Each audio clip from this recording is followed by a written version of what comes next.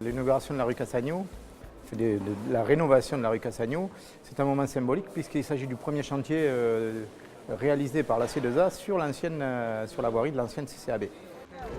Bravo, on peut applaudir.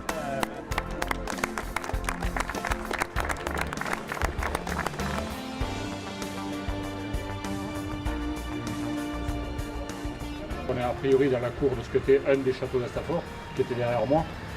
L'église à l'époque n'étant qu'une chapelle du château. Et vous avez le château là? Voilà, oui, derrière moi certainement.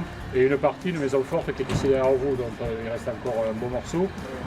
Et oui, celle-là. Voilà, donc on a essayé de traiter le triangle comme une cour. C'est pour ça qu'il y a 3 paires d'arbustes. Voilà les arbustes, ouais, d'accord.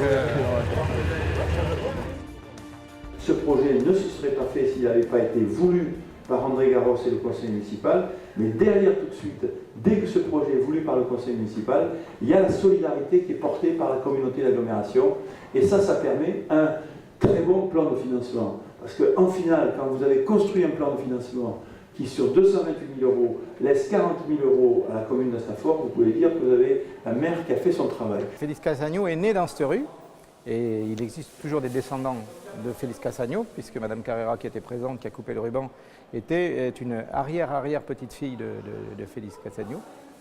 Monsieur Cassagno donc, a été secrétaire particulier de Armand Fallières et ensuite préfet de plusieurs départements, notamment la Corse. Ça a été très fort en émotion, puisque je suis donc la petite-fille, l'arrière-petite-fille de Félix Cassagno, et qu'il était très attaché à cette maison, à ce village d'Astafort. Et je pense qu'il aurait été très heureux de voir ces prolongements dans ces générations suivantes, voir qu'on pensait encore à lui, qu'on honore sa mémoire. C'était très très fort pour nous. Nous habitons cette maison où il est mort, où il est né. Et voilà, l'histoire des Cassagno continue et nous sommes très heureux d'être un maillon dans cette chaîne. C'est un projet qui a été initié en 2008 avec l'ex-CCAB.